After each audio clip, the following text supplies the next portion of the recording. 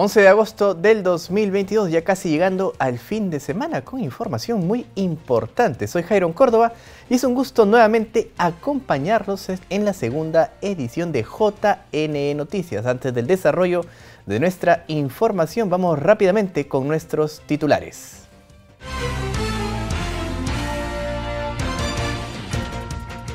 JNE fiscaliza impresión de listas de electores para elecciones del 2 de octubre. JNE brindará asistencia técnica sobre uso de redes sociales y buenas prácticas durante las elecciones regionales y municipales 2022. Jurado Electoral Especial Lima Centro remitió 7 listas inscritas hasta el momento para Lima Metropolitana.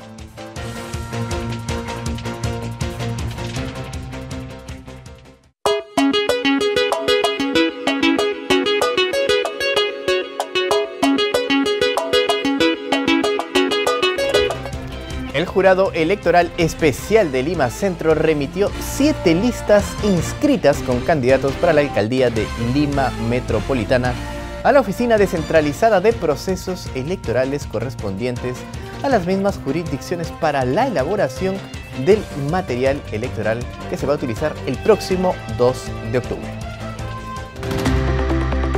Como lo establece la ley, el Jurado Electoral Especial de Lima Centro cumplió con enviar a la Oficina Descentralizada de Procesos Electorales de Lima Centro las resoluciones de 7 listas de candidatos a la alcaldía de Lima Metropolitana. Hasta el momento se trata de Renovación Popular, Frente a la Esperanza 2021, Somos Perú, Juntos por el Perú, Perú Libre, Alianza para el Progreso y Avanza País. Dichas listas pasaron el periodo de tachas y quedan aptas para postular en los comicios del 2 de octubre en la jurisdicción de Lima.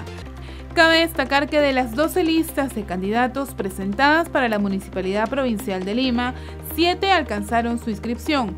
Una posee tacha que ha sido apelada al Pleno del JNE y se trata de Podemos Perú, mientras que 4 fueron declaradas improcedentes, siendo estas las de Demócrata Verde, Fe en el Perú, Partido Patriótico del Perú y el Partido Morado. Asimismo, también se remitió las listas inscritas para el distrito de Jesús María, con las agrupaciones políticas Somos Perú, Renovación Popular, Avanza País, Frente a la Esperanza 2021, Podemos Perú y Alianza para el Progreso. En tanto, para la alcaldía de Breña, los partidos Avanza País, Fuerza Popular, Frente a la Esperanza 2021, Alianza para el Progreso, Partido Morado, Renovación Popular, Podemos Perú, Juntos por el Perú, Somos Perú y Acción Popular, que entran en contienda electoral hasta el momento. En ese sentido, la información brindada a la ODPE se realiza para la elaboración del material electoral de los comicios subnacionales. Los jurados electorales especiales brindarán la información oportunamente para el normal desarrollo y elaboración de materiales. El Jurado Nacional de Elecciones brindará asistencia técnica a los partidos políticos y movimientos regionales de todo el país sobre el uso de las redes sociales y buenas prácticas durante las elecciones regionales y municipales 2022. En el contexto de las elecciones regionales y municipales 2022, el Jurado Nacional de Elecciones ofrecerá a los candidatos, candidatas, asesores y jefes de campaña de las organizaciones políticas un conjunto de conocimientos e información sobre el uso de las redes sociales y buenas prácticas durante la campaña electoral. El objetivo del organismo electoral es promover un comportamiento ético de las agrupaciones políticas durante la campaña. Por ello, a través de asistencias técnicas, incentivará el uso adecuado de las redes sociales por parte de los candidatos, a fin de que den prioridad a la exposición de sus agendas programáticas y a la práctica de conductas positivas. La actividad contará con 6 sesiones divididas en 2 días, 22 y 23 de agosto, en la modalidad de webinar, con una duración de 7 horas cronológicas aproximadamente. Las personas que asistan a las 2 fechas accederán a una constancia de participación. Las inscripciones se pueden realizar hasta el jueves 18 de agosto. Para mayores informes pueden dirigirse al correo votoinformado@jne.gov.pe. Los temas a tratarse serán integridad de la información en las campañas electorales y herramientas de uso de redes sociales para campañas electorales, que se desarrollarán el 22 de agosto. Al día siguiente se abordará la seguridad digital, presentación de la herramienta Piensa 10, pacto ético electoral y lineamientos de conducta en redes sociales durante la campaña electoral y buena práctica en la campaña electoral con la experiencia en la región acerca del uso de las redes sociales por las organizaciones políticas. Y tenemos ya en pantalla la información respecto a las listas de candidatos y candidatas que participarían para el gobierno regional de La Libertad. Y tenemos ya a la primera candidata, se trata de Joana Lozada Baldwin por el partido político Somos Perú. A su lado aparece el señor Miguel Vivanco Reyes, el candidato Miguel Vivanco Reyes por Fuerza Popular. A su lado aparece el siguiente candidato, se trata de Mariano Yupanqui Miñano por el movimiento regional Nueva Libertad, y a su lado Mónica Sánchez Minchola por el movimiento regional Fortaleza Perú. Estos son los primeros 4 candidatos para el gobierno regional de La Libertad. En el quinto lugar aparece Marino Lavado Valdivia por el movimiento regional Súmate. A su lado aparece el señor Elías Rodríguez Zabaleta por el movimiento regional Trabajo más Trabajo. Y en séptimo lugar, César Acuña Peralta por Alianza para el Progreso. Estos son los 7 candidatos que se presentan para el gobierno regional de La Libertad.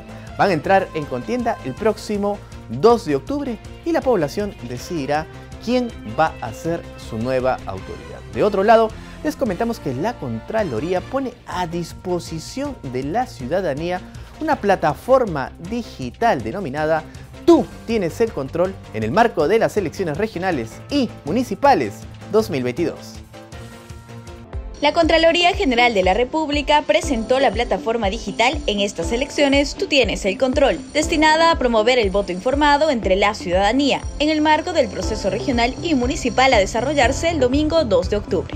El titular de la institución, Nelson Schack, indicó que este proceso electoral es el más importante del segundo semestre, porque permitirá elegir a las autoridades regionales y municipales que nos gobernarán en los próximos años. Gracias a un trabajo coordinado con el sistema electoral, particularmente con el Jurado Nacional de Elecciones, pero también con la OMPE y el RENIEC, esta plataforma que permite a todos los ciudadanos conocer por vez primera, como nunca antes ha pasado en la República, quién es el candidato. ¿Y a qué me refiero? Siempre han habido plataformas, ¿no? Incluso el año pasado también, nosotros, en las elecciones generales, y también para el año 2018 hicimos algo similar a esto. Pero ahora hay una novedad muy importante, ¿no?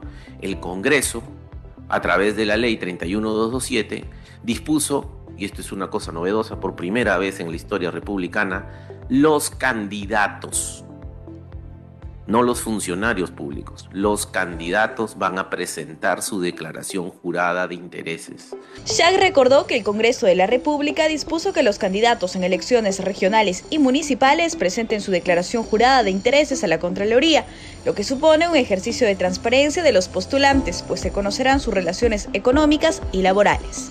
Asimismo, explicó que en las elecciones de octubre se elegirá a un total de 13.000 autoridades, de las cuales 25 serán gobernadores regionales y alcaldes provinciales y distritales. Ellos controlan casi el 60% de la inversión pública, más del 40% del presupuesto del Estado. Entonces, no es una definición irrelevante, pues de las decisiones que escojamos va a depender qué pasa con miles de millones de soles, sostuvo. También sostuvo que la plataforma permitirá conocer estas declaraciones juradas de intereses, señalando que quienes no lo hagan será una señal clara de que no quieren declarar y que la gente no sepa de sus relaciones con otras personas.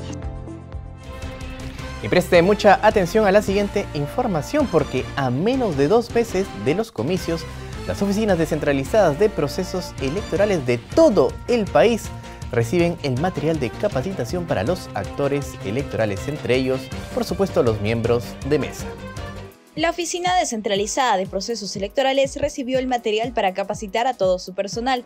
sobre todo lo relacionado con el voto convencional, que será utilizado en el marco de las elecciones regionales y municipales del 2 de octubre de 2022. De esta manera, a menos de 2 meses de la jornada electoral, parte de este material será utilizado para entrenar a los diversos grupos ocupacionales de la ODP Lima Oeste 3, que comprende los distritos de Chorrillos, Santiago de Surco, La Molina y Barranco. En ese sentido, los coordinadores distritales capacitadores, así como los coordinadores de local de votación y de mesa de sufragio, quedarán habilitados para asistir, por ejemplo, a los miembros de mesa el día de las elecciones, y así evitar que las actas electorales resulten observadas. La capacitación será virtual y presencial. Cada caja contiene tampón para huella dactilar, lista de electores, cédulas de sufragio municipal y regional, cartilla de hologramas, manual de instrucciones para miembros de mesa, sobres plásticos para remitir las actas electorales, lámina de protección de resultados, sobre para la impugnación del voto y plantilla braille municipal. También se incluyó la relación de electores, cartel de candidatos, acta de no instalación de mesa de sufragio, cargo de retención de DNI, formato de observaciones o reclamos al escrutinio, sobre para la impugnación de identidad del elector y constancia de asistencia a sufragar, entre otros. Importante la inclusión de las cartillas braille, porque se cuida no solamente el voto de la población que no tiene alguna discapacidad, sino de todos los peruanos que van a asistir a las urnas este próximo 2 de octubre. Y nuestra compañera Carolina Díaz se trasladó a las instalaciones de la OMPE en el distrito de Independencia, donde se realiza la impresión de la lista de electores para los comicios de este 2 de octubre. Efectivamente, nosotros nos encontramos en Independencia, en una de las instalaciones de OMPE, en donde se está realizando, ya se inició con la impresión de material electoral. Nos referimos a exactamente lista de electores que se van a utilizar para el 2 de octubre, día de las elecciones regionales y municipales. Y por ello nos encontramos con personal de la OMPE también, que están aquí realizando esta labor previa a los comicios, y también con personal de fiscalización que ha llegado hasta aquí, a este distrito de Lima Norte, para poder comentarnos cuál es la labor que cumple un fiscalizador en esta etapa del cronograma electoral. ¿Qué tal? Muy buenos días. ¿Qué tal? Muy buenos días. El día de hoy hemos venido a realizar la fiscalización, ¿no?, de la impresión del acta padrón, que es la primera parte en que consiste pues la lista de electores, ¿no? Entonces esa es la labor que venimos realizando por el momento. Ya se vienen imprimiendo ya varios departamentos, ¿no?, incluidos el Callao, ¿no?, San Martín y entre otros departamentos que están dentro de una lista de prioridades, que en estos momentos justamente estamos viendo el tema que en Lima se están imprimiendo, a la provincia del Callao, disculpe, ¿no?, en Ventanilla.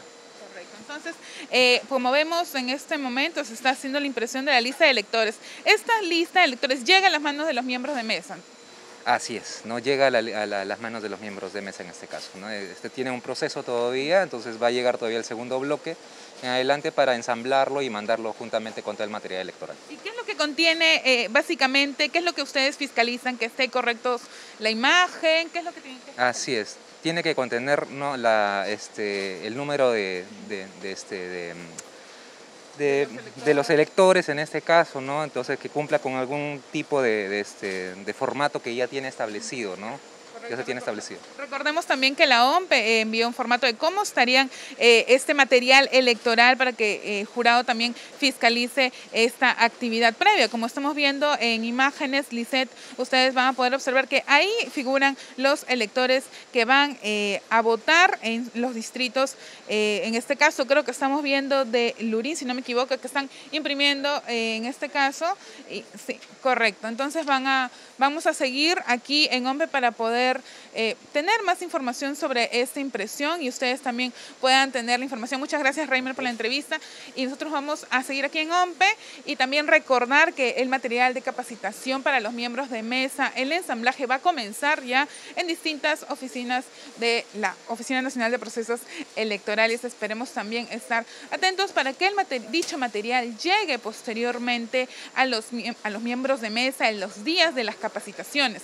También recordar, Lisette, que dichas capacitaciones también se van a realizar de manera virtual para que los ciudadanos que no puedan acudir a ciertos locales a capacitarse puedan hacerlo de manera virtual y así también no exponerse, también para mantener los protocolos de bioseguridad. Esta es la información que nosotros tenemos hasta el momento. Vamos a continuar aquí con personal de fiscalización y también con personal de la OMPE. Adelante.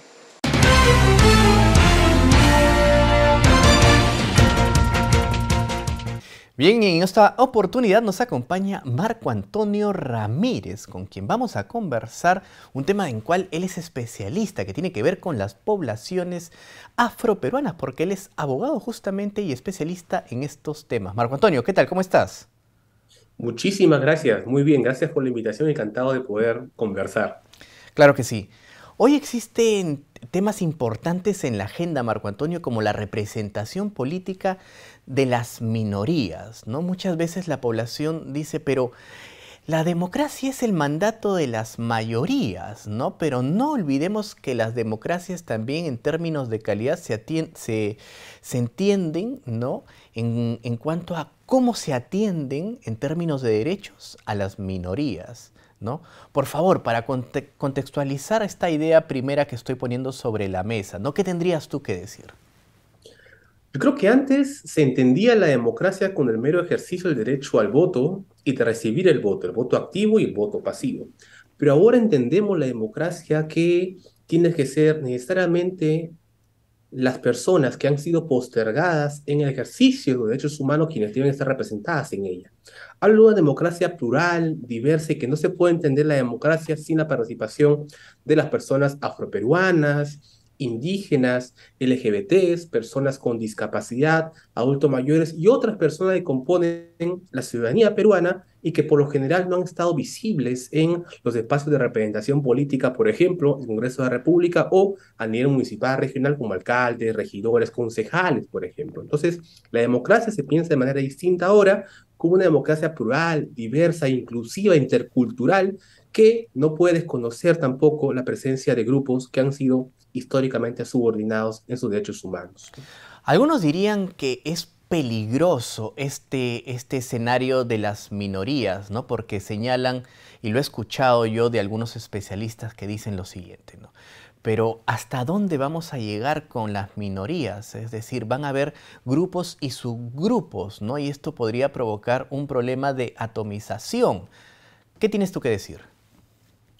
Bueno, lo que tengo que decir es que históricamente las personas, por ejemplo, las personas indígenas, las personas afroperuanas, no han estado representadas en cargos de toma de decisiones a nivel local, regional y nacional. Cuando vemos, y no hay que ser muy observadores para ello, quiénes son los que ocupan los cargos de gobierno y han ocupado siempre, no han sido personas afrodescendientes o personas indígenas, ¿no? Entonces, una deuda en la democracia es reconocer en principio que existen desigualdades en la posibilidad de participar políticamente en igualdad de condiciones frente al resto de la población. Allí está, por ejemplo, la población afroperuana o indígena, que es importante que la democracia peruana, los partidos políticos, el sistema electoral esté representado en su diversidad, en este caso, con todas las minorías de la población, en este caso afroperuana también, ¿no? Claro, para que la población lo entienda, porque, a ver, vamos a poner un poco las cartas sobre la mesa, es decir, hay minorías y como dices tú, como bien señalas tú, hay deudas que se tienen pendientes en la historia, ¿no? Deudas con la población afroperuana, deudas con la población indígena, y si bien es cierto, esas deudas pues se tienen que sanar, el Estado tiene que sanar para que la democracia tenga un sentido mucho más consolidado. Sin embargo, mi pregunta iba por ¿hasta qué punto vamos a llegar? Porque si vamos a considerar muchas minorías, ¿esto no crearía un desorden de atención del Estado frente a las poblaciones? Es mi pregunta. Bueno, por el contrario, yo creo que la democracia se fortalece, se robustece al estar todas las voces en su diversidad representadas en los espacios de toma de decisiones. No se debería ver como una debilidad, sino como una oportunidad la diversidad. La diversidad peruana, étnica, cultural, geográfica, se tiene que ver también desde los espacios de toma de decisiones.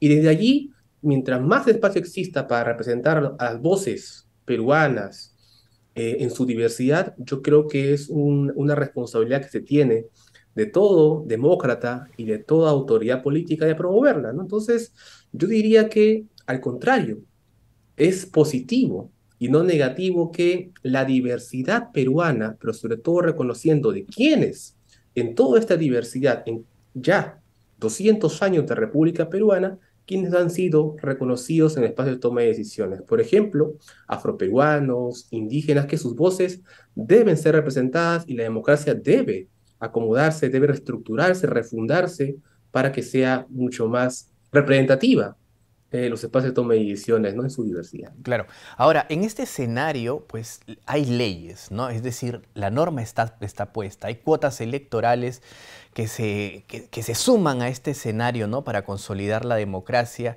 Y también ahora en las últimas elecciones pues se ha visto el tema de la paridad y la alternancia justamente para que haya esa igualdad de oportunidades tanto para hombres como para mujeres, porque recordemos también que la mujer no tenía las mismas oportunidades que han tenido los hombres durante toda la historia de nuestra república en términos de no solamente elegir, sino también de ser electas, es decir, la participación política. Mi pregunta ¿es suficiente lo que tenemos hoy o qué está pasando? Tal cual como mencionas, históricamente las mujeres, sobre todo desde las oportunidades de participación política, se han visto solamente relegadas a espacios privados, incluso dentro del hogar, y no necesariamente a espacios públicos, ¿no? Como lo es, por ejemplo, participar en una elección o asumir un cargo político de toma de decisiones.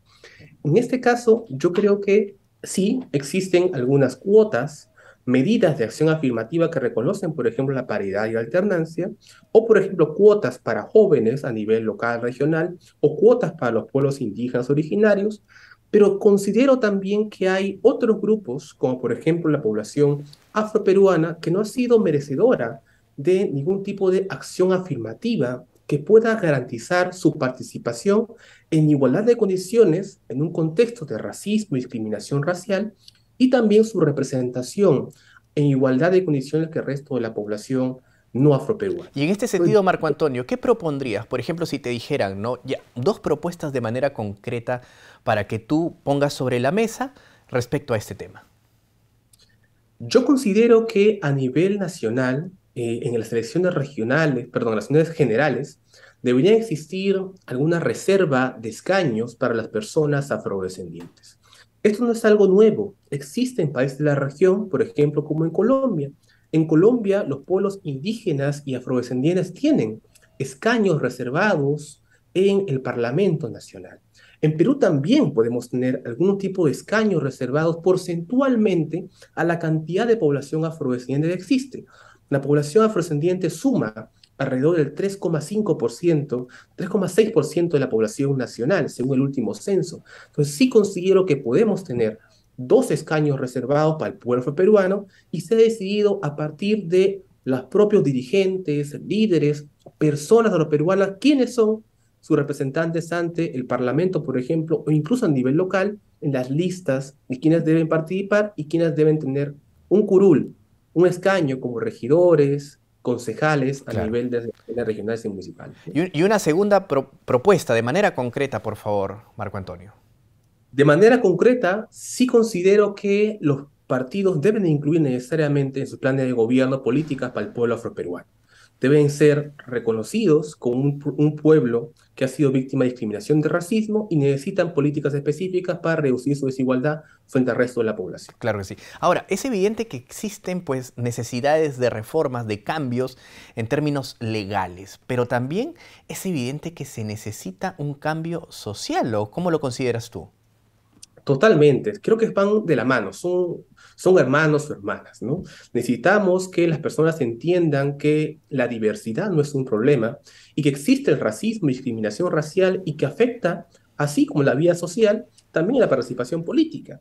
Entonces, el hecho de que existe racismo impide que algunas personas voten por candidaturas afroperuanas y no quieren darle la confianza porque piensan que no pueden ser buenas autoridades. Entonces, el racismo es un problema que afecta la participación política y debe ser de una otra manera atacado y también reducido por las autoridades públicas, ¿no? Claro. Ahora, en este sentido también, y vuelvo a lo anterior que tú decías, ¿no? Es importante que se incluyan desde las postulaciones, los candidatos, ¿no? Los partidos políticos incluyan iniciativas que tengan que ver pues, con la atención de las necesidades de las poblaciones o de la población, en este caso afroperuana.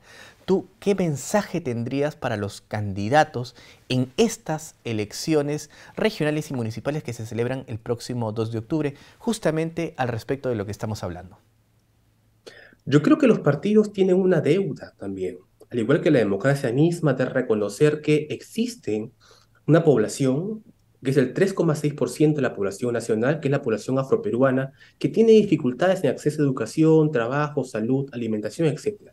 Yo recomendaría que los partidos, en su ánimo de ser representativos y que representan la diversidad de toda la población, se animen a generar una especie de propuestas que puedan de una u otra manera atender a esta población, que son también una población electora y que por lo general no se ha sentido representada porque sus niveles de desarrollo siguen siendo reducidos frente al resto de la población, ¿no? Claro que sí. Bien, han sido las declaraciones de Marco Antonio Ramírez, abogado especialista en temas de poblaciones y en específico de la población afroperuana. Muchas gracias, Marco Antonio. Gracias.